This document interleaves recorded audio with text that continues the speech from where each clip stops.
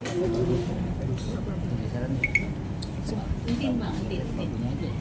Dio depan, Bang Dio. Hah? Oh, Oke, kita mulai ya. ya. 1, 2, 3. Terima kasih teman-teman media yang ada, baik infotainment maupun news. Jadi pada hari ini Rabu jam 2 siang ini saya akan melakukan press conference terkait seseorang yang bernama Kamal Tarasan Mirsandani alias Sanjay selaku pribadi. Ya, dulunya beliau adalah direktur PT Kam & Kam, di mana ini perusahaan yang bergerak di bidang jasa periklanan, jasa slot iklan via internet. Nah, Kamal Tarasan Mirsandani ini biasa dipanggil sebagai Sanjay karena persoalan mengenai perusahaannya ini kemudian ramai diperbincangkan, yaitu mengenai dana-dana UMKM yang kemudian masuk ke perusahaannya melalui aplikasi, kemudian diributkan bahkan sampai demo-demo. Makanya ini kita melakukan press conference ya. Yang pertama mengenai Kamal Tarasan Mirsandani alias Sanjay ini sudah memberikan kuasa kepada saya atau kantor pengacara Diuli Payumara & Associates pada tanggal Jakarta 31 Januari 2025, di mana surat kuasa ini adalah sifatnya adalah surat kuasa subjek hukum pribadi. Jadi Sanjay sebagai pribadi itu memberikan kuasa kepada kantor pengacara Diuli Payumara & Associates. Ya, jadi saya bukan pengacara perusahaan Kam & Kam, tapi saya adalah pengacara pribadi yang sifatnya Sanjay pribadi maupun keluarganya. Nah, mengenai duduk soalnya, yaitu kenapa dia memberikan kuasa kepada saya adalah tujuannya yang pertama adalah untuk upaya pemulihan nama baik daripada saudara Sanjay sendiri, yaitu Kamal Tarasan Mirsandani dalam kapasitasnya sebagai pribadi maupun dalam kapasitasnya sebagai direktur Kam & Kam, begitu. Nah, yang kedua, dia memberikan kuasa juga untuk melakukan upaya penagihan terhadap adanya uang titipan senilai kurang lebih untuk sementara adalah 5 miliar rupiah, atau kalau di sini datanya ada 57 miliar rupiah yang dititipkan kepada seorang pengacara yang dahulunya adalah kuasa hukumnya Sanjay sendiri, begitu. Tapi ini sifatnya adalah uang titipan. Pengacaranya apakah disebut atau tidak tergantung dari teman-teman yang kemudian menganalisa dan bertanya. Ya, nah, saya mulai dengan pemulihan nama baik. Jadi Sanjay ini dahulu adalah direktur utama di perusahaan Kam & Kam, di mana perusahaan ini bergerak di bidang slot periklanan. Jadi perusahaan jasa iklan. Jadi siapapun boleh mengiklankan di aplikasinya dan kemudian boleh melakukan transaksi dengan siapapun juga di dalam aplikasinya. Jadi seperti ShopeePay gitu ya, atau Tokopedia boleh melakukan transaksi di dalam. Nah, kemudian setiap yang mengiklan ini kemudian kan memberikan sejumlah uang jasa, namanya uang jasa kepada perusahaannya Sanjay ini. Nah, kemudian Sanjay ini juga memberikan bonus terhadap siapapun yang beriklan pada satu titik, mereka akan mendapatkan hadiah secara sukarela, yaitu motor, rumah, mobil, segala macam. Tapi itu bukanlah suatu uang hasil dari penggalangan atau dari keuntungan yang didapat dari slot iklan, tapi merupakan bonus atau bonus hadiah sukarela, gitu. Itu tanpa diundi, tapi memang lewat random, nanti siapa yang dapat kan, begitu dia. Itu ceritanya. Tapi kemudian berjalannya waktu, ini kan perusahaan berjalan dari tahun 2018-2019. Berjalannya waktu, kemudian Sanjay alias si Kamal Tarasan ini kemudian ditahan di Polda Jawa Timur dengan alasan karena dia diduga melakukan praktek perdagangan barang yang sifatnya adalah melanggar hukum.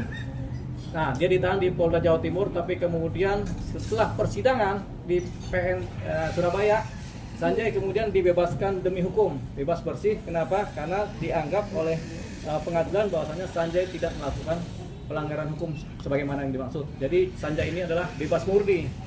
Karena Sanjay ini bebas murni, akhirnya jaksa kemudian melakukan kasasi.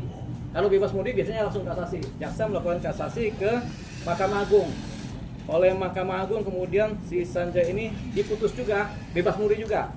Jadi kasasi jaksa ditolak dan Sanjay dinyatakan bebas murni. Nah, itu singkatnya mengenai Sanjay yang kemudian dibebaskan dari tuduhan-tuduhan yang sifatnya melanggar hukum.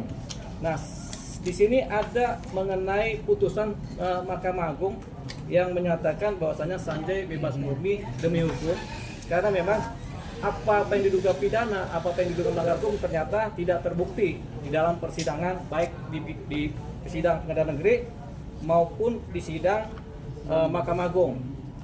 Saya bacakan beberapa poin penting mengenai putusan dari Mahkamah Agung.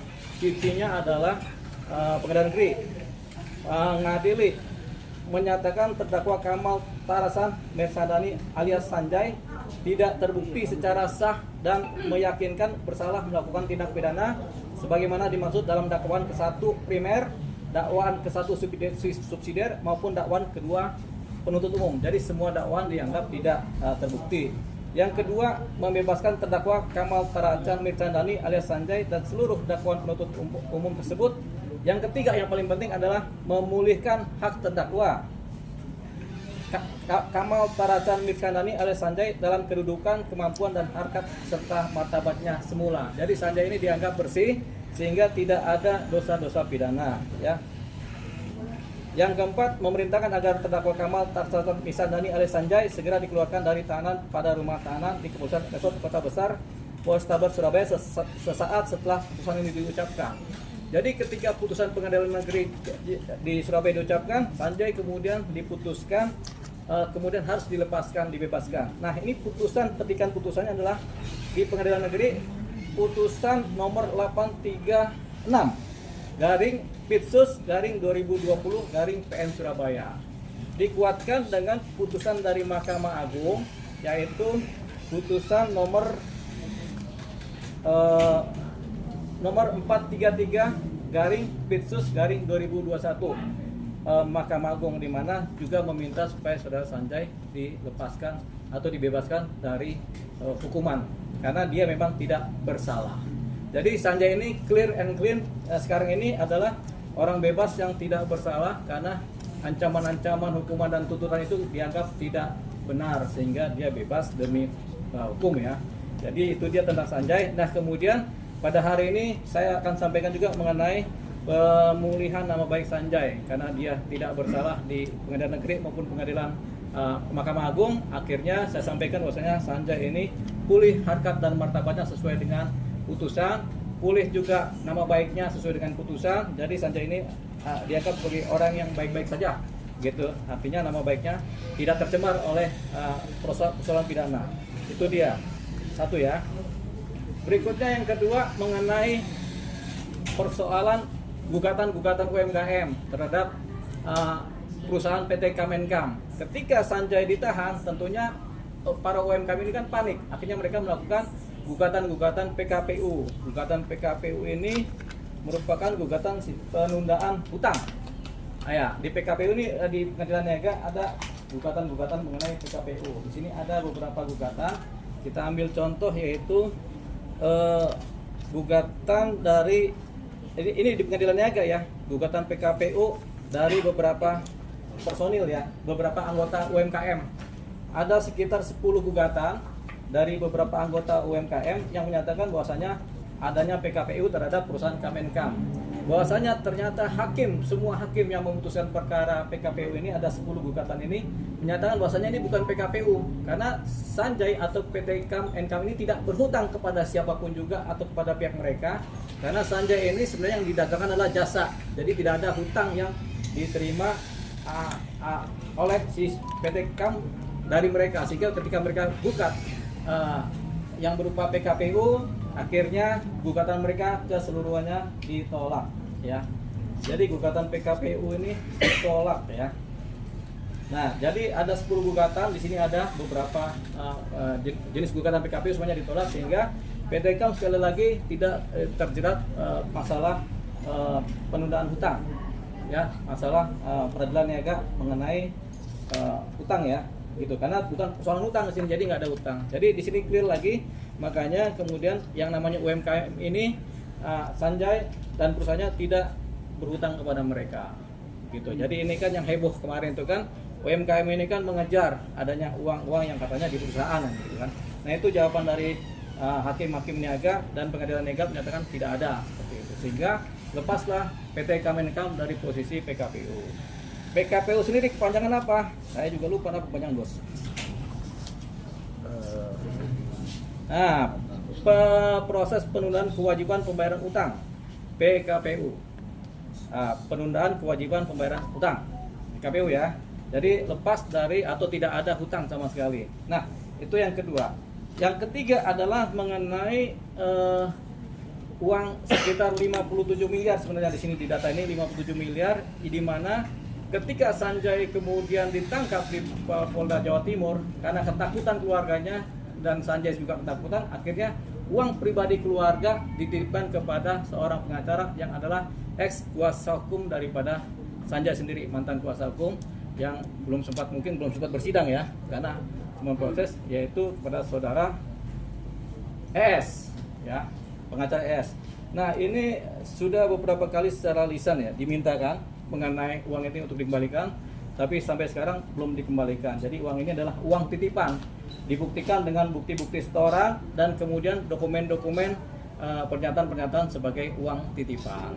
Nah, tapi tetap nanti kita akan verifikasi sejauh mana uang titipan ini. Kan uang titipan ini sebesar 57 miliar. Sementara jasa pengacaranya berapa? Ternyata ada di sini data juga jasa pengacara sekitar 13 sampai 16 miliar jasa pengacara. Jadi kalau diambil selisihnya antara uang titipan sama jasa pengacara masih ada selisih sekitar kira-kira 42 miliar. Nah itu yang kemudian dimintakan untuk ditagih. Tapi ini belum kita verifikasi dan belum kita minta tagihkan. Jadi dalam waktu dekat berdasarkan kuasa hukum yang ada pada kami akan melakukan penagihan atau permintaan supaya uang titipan tersebut senilai yang saya sebutkan tadi atau paling tidak serendah-rendah sebesar 42 miliar itu dikembalikan kepada keluarga Sanjay. Jadi saya akan melakukan permintaan pengembalian uang kepada pengacara tersebut. Nah harapannya dengan itikat baik, sama-sama itikat baik, kemudian ini bisa terlaksana dengan baik.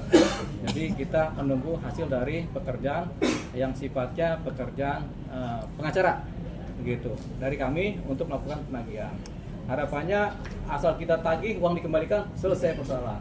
Tapi kalau kemudian kita sudah tagih secara baik-baik tidak selesai, tentu kita lanjutkan dengan somasi 1, somasi 2. Kalau nggak selesai juga baru kita lanjutkan dengan proses hukum, yaitu dugaan adanya tindak pidana pengelawat.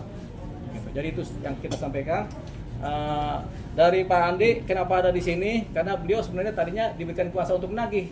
Beliau sudah menagih dengan surat tagihan, tapi tidak digubris oleh yang bersangkutan ya. Yang mungkin harus kita yang menagih supaya digubris. Gitu.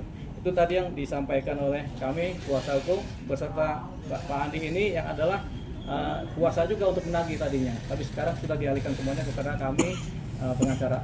Gitu. Ya, iya. Pak, alasan Pak Sanjay nitipin duitnya itu karena ada apa karena keinginan dari Pak Sanjay sendiri? Iya, karena ketakutan kan keadaan situasional psikologis sehingga dia takut, keluarganya juga takut karena kan ini ada proses hukum kan dari Polda Jawa Timur, akhirnya mereka uang pribadi, uang keluarga ini dititipkanlah kepada pihak pengacara terdahulu. Gitu. Bang, artinya proses pemindahan uang itu atau penitipan uang itu terjadi ketika proses ini sudah berlangsung atau ketika proses hukum itu sudah selesai, Bang? Pemindahan uang itu terjadi pada saat proses hukum sedang berlangsung. Pada saat dia ditahan di Polda Jawa Timur, terjadilah karena ketakutan. Kita nggak tahu siapa yang memulai menakuti, apakah kepolisian Jawa Timur, apakah ketakutan pribadi dari Sanjay, apakah pengacaranya nakutin, sehingga akhirnya uangnya dititipkan kepada pengacara. Pengakuan klien Abang sendiri? Sementara karena ketakutan, karena komunikasi yang intens dengan pengacara supaya uangnya aman, mungkin ya udah titipkan aja lah ke pengacara. Ada tekanan Bang dari pihak luar? Nanti kita buktikan ketika saya mendalami materi ini dengan si klien kami ini. Gitu. Bang, ini kan menyeret nama Farhad Abbas juga, Bang. Betul gimana? Dan sementara kita belum tahu ada nama Farhad Abbas. Walaupun banyak orang sudah tahu, saya sendiri belum tahu. Begitu. Jadi yang saya tahu masih dititipkan secara dokumen legalnya kepada uangnya kepada pengacara ES. Bang, katanya upaya bujuk rayu dari ES, Bang, uang itu dititipkan. Nah itu inisiatifnya, Bang. Itu belum saya dalami. Tapi kemungkinan itu ada, makanya ada 3 kemungkinan. Kemungkinan pertama karena ditakut-takutin karena ketakutan dan kemudian karena takutin juga. Jadi karena situasional ya, ketakutan sama penahanan, ditakut-takutin kemungkinan sama pengacara, kemudian ditakut-takutin sama mungkin penegak hukum lain, sehingga kemudian akhirnya beralih uang itu. Mas Sanjay pas minta uangnya pihak TZ seperti apa Bang? Sebenarnya sudah dimintakan secara menulis surat lewat, kan Pak Sanjay ini pernah memberikan kuasa kepada Bapak Andi ini sebagai juru tagih namanya. Uang pribadi ini ditagihkan oleh Pak Andi. Pak Andi sudah menagihkan, persoalannya ketika Pak Andi menagihkan, datanglah surat yang kemudian surat kecaman-kecaman dari pengacara yang lain lagi. Begitu. Tapi itu kewenangan Pak Andi, ceritalah karena kan dia mengalami ya. Nanti silakan dijawab Pak Andi. Kalau mau bicara jujur silakan aja, nggak apa-apa. Iya. Jadi memang terus terang kami sebagai member UMKM Mimals waktu itu panik pada saat bisnis yang mana kami beriklan di aplikasi Mimals waktu itu tiba-tiba digrebek oleh oknum Polda Jatim. Ya jauh-jauh dari Jawa Timur nih, perusahaan berada di Jakarta. Nah, berjalannya waktu tentu kami memperhitungkan nilai-nilai top up ya yang sudah terlanjur masuk ke dalam perusahaan. Namun kemudian di aplikasi nggak ada lagi iklan yang kami beli tadi, slot iklan ya, sebagaimana jual beli slot iklan. Iklan kami nggak tayang lagi, iklan para teman-teman UMKM. Dan saya terus terang waktu itu selaku ketua daripada organisasi yang kita bentuk di UMKM ini.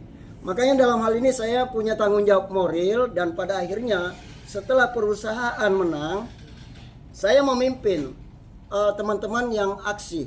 Kalau teman-teman yang PKPU itu saya nggak sejauh itu, karena saya melihat bahwa ini ada yang tersolimi nih, ada yang nggak beres ini, yang tiba-tiba perusahaan digrebek dadakan gitu. Nggak ada member yang keberatan, nggak ada member yang laporan, dan terbukti bebas. Ya, ada apa gitu ya? Artinya kami meminta kebijakan dari perusahaan dalam hal ini Pak Sanjay selaku owner. Itulah bentuknya kami diskusi secara baik-baik, lalu kemudian terjadilah demo berulang kali, dan ada beberapa kelompok saya bawa langsung, saya pimpin langsung untuk demo ke perusahaan kantor, kemudian kantornya tutup, yang lain sudah dibayar kelompok tersebut, kemudian kelompok berikutnya kita cari lagi alamat rumahnya, dan akhirnya kami demo lagi di rumahnya, dan kemudian Pak Sanjay dan istrinya di sini menyatakan bahwa untuk kali ini kami sudah nggak bisa membayarkan ya kelompok yang dibawa Pak Andi lagi. Karena kenapa? Dana yang kami tunggu sebagai dana yang kami titipkan kepada yang bersangkutan lawyernya pada di awal ya. Lalu kemudian dana titipan tersebut belum dibalikin. Waktu itu saya dan teman-teman merasa nggak percaya gitu kan. Akhirnya beliau menunjukkan beberapa bukti, dan pada akhirnya karena tetap kami tagih ke mereka, ke Pak Sanjay dan keluarganya, akhirnya dia memberikan bahwa kalau mau konfirmasi aja ke Bu Elsa. Ya, awalnya itu kami dikasih surat kuasa berdasarkan member Mimals, bukan berdasarkan pribadi. Jadi waktu itu kami bersama KBMI, Keluarga Besar Mimals Indonesia yang terdaftar, ini organisasi kami ya, itu ke kantor Ibu Elsa Sarip. Secara resmi kami menyurat juga, lalu kemudian dikatakan ini Mimals, sehingga ini adalah dana Mimals, nggak ada kaitannya dengan Anda, kalian member-member gitu. Akhirnya berubahlah surat itu menjadi tagihan pribadi. Ya, saya tetap selaku koordinator, tentu teman-teman para UMKM member-member Mimals ini yang seperti yang dilihat ibu-ibu ini ya, yang sangat susah tentunya yang mencari haknya, mencari dana top up untuk dikembalikan, akhirnya tetap ikut juga ya, ikut juga dalam hal ini, sebagaimana Pak Sanjay juga sering mengatakan bahwa itu dana kalian di sana tuh ya, dana pribadi saya tapi buat kalian untuk berbagilah ya, sebagaimana saya masih mau usaha-usaha para UMKM ini bisa berlanjut gitu. Nah akhirnya dalam hal ini saya juga sempat mensomasi, dan pada akhirnya Farhad Abbas mengundang saya ya untuk mengklarifikasi. Makanya di sini kami kenapa sampai ke rumah Farhad, karena beliau adalah lawyer ya yang ditunjuk oleh Elsa Sharif. Sebagaimana kami tahu juga Farhad Abbas terlibat di awal. Padahal Farhad Abbas sama sekali nggak pernah ada penunjukan lawyer waktu itu menurut Pak Sanjay ya. Nah, kemudian berjalannya waktu karena Farhad mengakui juga dana tersebut, bahkan member yang saya bawa waktu itu mau ditransferkan dana. Ya, waktu itu cuman ada satu kelompok yang saya bawa ke Farhad, mau ditransferkan tapi melalui rekening saya. Saya bilang kalau mau ke rekening saya otomatis tentu banyak member nih. Ya, saya nggak mau menjadi beban ya bagi saya nantinya. Silakan aja langsung ke rekening yang bersangkutan. Akhirnya mereka komunikasi berlanjut dan akhirnya member tersebut keluar dari grup, sebagaimana saya katakan bahwa yang sudah cair mulai dari demo yang lalu sampai ketemu Farhad Abbas yang sudah cair harap keluar dari grup supaya saya nggak terlalu bingung ya melihat begitu banyaknya member yang berharap gitu. Memang nggak semuanya ya, nggak semua. Kalau semua kan senusantara ini ada ratusan ribu teman-teman UMKM. Tapi yang masuk di grup itu ada 2.000-an aja dan ada 6.000-an selalu saja japrian. Satu kali japri saya biasa 6.000 member terus terang. Jadi di dalam hal ini saya selaku koordinator punya beban moral ya. Kalau punya pribadi saya aja sendiri, Farhad memang sudah negosiasi waktu itu. Tapi saya bilang, maaf, boleh saja punya saya, yang penting ketemu member yang memang betul-betul saya lihat ya dengan mata kepala sendiri, dengan via japri WA juga begitu menderitanya mereka sampai ngirim WA ke WA saya piring makannya gitu loh ya. Sampai ada biasa kangkung aja yang dia simpan di piringnya baru foto ke saya, Pak Andi, sampai kapan ini kita menunggu. Sementara modal kami habis ke sana. Kami berharap ada ubi juga, ada yang diusir dari rumahnya dan ada yang sakit. Jadi ini saya rasakan sekali, makanya saya bilang kalau memang saya salah, kalau menurut Farhad Abbas silakan. Mending saya kalau memang salah ya, mending saya supaya nggak terlalu berharap nih teman-teman member nih. Saya punya beban moral ke mereka karena mereka berharap ke saya gitu. Sementara punya saya sendiri saja, saya juga nggak bisa nerima karena ini bisa jadi jebakan juga bagi saya. Jebakan untuk hukum maupun jebakan untuk hati nurani saya sendiri, sebagaimana saya punya beban moral yang mendalam seperti itu. Makasih. Bang, ini kan Vidi Glazo juga termasuk terlibat dalam pengacara waktu itu ya. Ya. Apakah menerima dana yang simpanan di luar fee lawyer juga, Bang? Ya, diduga memang kalau menurut keterangan klien kami memang ada beberapa dana juga yang kemudian diserahkan sebagai lawyer fee ya, sebagai lawyer fee kepada mereka. Tapi itu nanti saya akan dalami dulu sejauh mana dan berapa jumlahnya sudah dibagikan. Mudah-mudahan dana yang dikirimkan baik cash maupun transfer ini ternyata bukan 57 miliar tapi lebih dari itu, sehingga bisa potong-memotongnya terjadi. Tapi memang dari dokumen ini memang yang diberikan kuasa sebagai lawyer adalah si Bu Elsa Sharif. Makanya saya tidak bisa berkembang kepada wilayah yang disebutkan karena saya sekali lagi di sini disebut sebagai pengacara keluarga dan pengacara pribadi daripada Pak Sanjay. Ya, sehingga yang dimaksud dengan uang titipan itu adalah uang titipan keluarga. Uang titipan keluarga yang kemudian dititipkan kepada pengacara Elsa Sharif. Itu yang nanti kita akan minta dananya dikembalikan kepada keluarga. Mengenai masalah perusahaan nanti saya akan pilah-pilah prosesnya seperti apa. Kalau perusahaan ternyata dia nggak berutang, sementara di PKPU perusahaan tidak punya utang. Gitu. Jadi ini nanti kita akan analisa. Kalaupun nanti uang sudah kembali, nanti ada yang minta kerugian-kerugiannya mungkin akan diperuntukkan sebagai uang kompensasi yang kemudian bisa disepakati bersama. Tapi bahwasanya perusahaannya Pak Sanjay ini, Kamen ini dalam PKPU adalah perusahaan yang tidak punya hutang kepada siapapun juga. Jadi itu tadi dia. Nah, sampai di situ yang saya sampaikan, kemudian disampaikan oleh Pak Andi bahwasanya itu adalah melebar kemana-mana, itu adalah nanti saya kedepannya seperti apa. Kalau kemudian ini perkara sampai ke proses hukum yang pidana, kita akan jalankan. Kalau enggak, sudah ada pengembalian berarti sudah selesai. Itu aja. Supaya nanti jelas persoalan UMKM tadi yang sekarang ini, yang kemarin-kemarin adalah begitu riuhnya ya, sehingga orang bertanya-tanya ada persoalan apa sih ini terhadap UMKM. Tadi sudah saya jelaskan gitu. Bahkan kan waktu itu ketika Pak Sanjay ditahan itu ada barang bukti Ya. Polda Jabar ya, Ya. terkait dana kurang lebih yang disita hampir ratusan miliar. Apakah itu nanti dana tersebut akan dikembalikan oleh pihak UMKM? Kepada UMKM? Iya. Ini semua data mengenai barang-barang yang disita ini ada di dalam dokumen putusan pengadilan. Itu semuanya diminta dikembalikan kepada saudara Sanjay.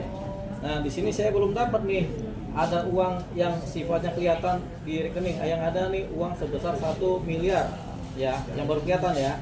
Jadi nggak ada uang banyak di sini, cuma ada, tapi lebih banyak barang-barang, mobil, kendaraan dan lain-lain. Bahkan pihak Polda kan waktu itu merilis ratusan juta yang disita. Ya, ini miliar nih, 1 miliar nih.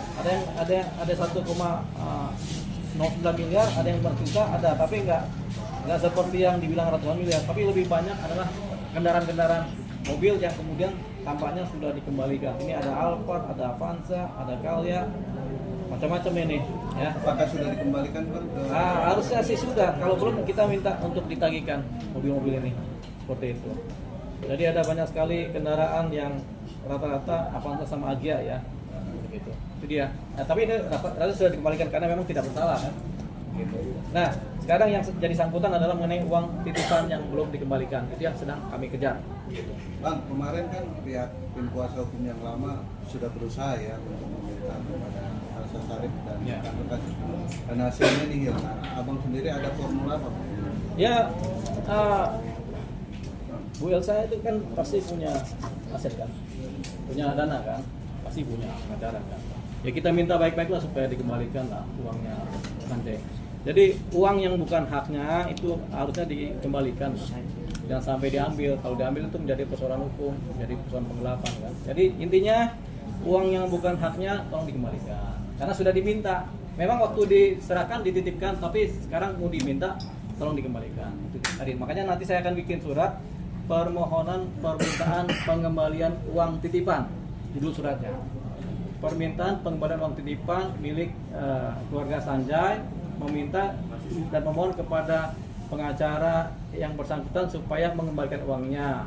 Paling enggak dalam 1 minggu setelah suratnya kami sampaikan. Kalau enggak, kami masih berbaik hati, mungkin beliau masih mikir-mikir. Nah, kita tunggu lagi 1 minggu. Kalau enggak juga, berarti kita harus melakukan langkah hukum, yaitu proses hukum melalui teguran hukum. Teguran hukum pertama kita minta lagi uangnya dikembalikan 1 minggu. Kalau enggak juga, kita minta lagi teguran hukum kedua, uangnya dikembalikan. Kalau sampai 3 surat yang kita kirimkan dari kami pengacara atau kuasa hukum Sanjay ini kemudian tidak digubris juga, berarti kami beranggapan ada satu potensi dugaan pelanggaran hukum atau dugaan tindak pidana yang dilanggar, yaitu dugaan penggelapan uang tersebut. Makanya setelah itu baru kami bikin laporan ke kepolisian. Itu langkahnya. Bang, ada niatan untuk bertemu juga nggak Bang dalam waktu dekat sama S? Sama pengacara tersebut? Ya tentunya berdasarkan surat, karena kalau dunia hukum ini kan pegangannya adalah surat menyurat. Kita kirimkan surat, jawabannya apa gitu. Kalau memang harus ketemu, kita ketemu. Kalau kita perlu musyawarah, boleh. Musyawarah terang-terangan boleh, musyawarah diam-diam boleh. Kalau musyawarah terang-terangan diketahui oleh publik. Kalau musyawarah diam-diam hanya kami berdua yang tahu gitu. Mungkin nggak ada lagi tuh ceritanya setelah itu kan begitu kan, karena udah selesai kan gitu. Tapi nanti saya bisikan kepada teman-teman media, ini udah selesai nih. Oke yang Bang, ada surat menyurat, ini kan bicara surat menyurat. Ada surat menyurat antara istri dari Pak Sanjay kepada Bu Elsa itu menyerahkan titipannya seperti ada dokumen itu, yaitu pernyataan bahwasanya ini uang kami titipkan, tanda tangan dari para keluarga dan tanda tangan Bu Elsa sendiri. Makanya kita sebut sebagai uang titipan karena ada pernyataan dokumen itu ada di saya. Bang, yang memberikan miliar itu ke Bu Elsa apa Vivi juga, Bang? Vivi Sharif juga atau gimana? Yang satunya ini kan cuma bagian dari kelompoknya Bu Elsa ya, artinya timnya ya, tim bekerja lah ya. Jadi kita tidak terlalu ini karena memang tanda tangan dari titipan ini kan memang yang tanda tangan Bu Elsa. Jadi dianggap dan ini bukti-bukti transfer juga ada lengkap di sini. boleh dikasih lihat? Jadi siapa aja, Bang? Bukti transfer ya.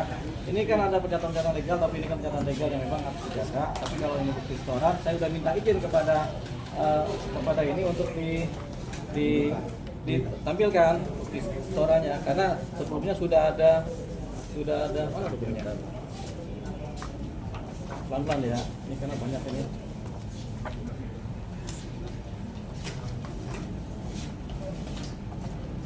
Nah, kebetulan ini ada di mobil. Tinggal di mobil. Oh, ada nih. Ada. Ah, ini. Nah, ini bukti-bukti transfer ya. Ini transfer kepada Elsa Syarif ini. Dokumen balentingnya. Elsa sama Bidi Galenso ini dia 15 miliar ya. Dibacain dulu Bang di depan. Ya. Jadi bukti transfer, bukti setoran kepada ini 3 miliar, kepada ini 10 miliar, kepada ini 9 miliar, kepada ini 2 juta, kemudian terakhir 10 miliar. Totalnya 33 miliar.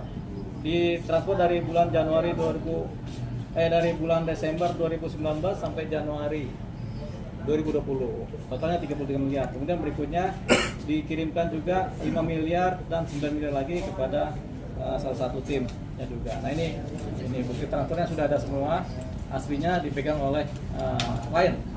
Gitu. Jadi ini sudah lengkap semua datanya. Nah mengenai Kabarnya ada dana cash yang diserahkan sendiri. ada dana cash yang diserahkan, cuman kan itu membutuhkan pengakuan ya. Karena kalau klien kami menyatakan uang cash keluar sekian-sekian sudah diterima dan ada banyak saksi, tapi kalau yang bersangkutan menyatakan nggak menerima kan berarti kan harus dibuktikan secara hukum kan. Jadi nanti hukumnya yang akan bekerja untuk membuktikan itu. Tapi intinya Ada itu. Kalau menurut keterangan klien kami, Pak Sanjay, ada dana cash yang diberikan di luar ini, di luar dana yang ditransfer ini ada. Oke. Cukup? Foto dulu, Bang.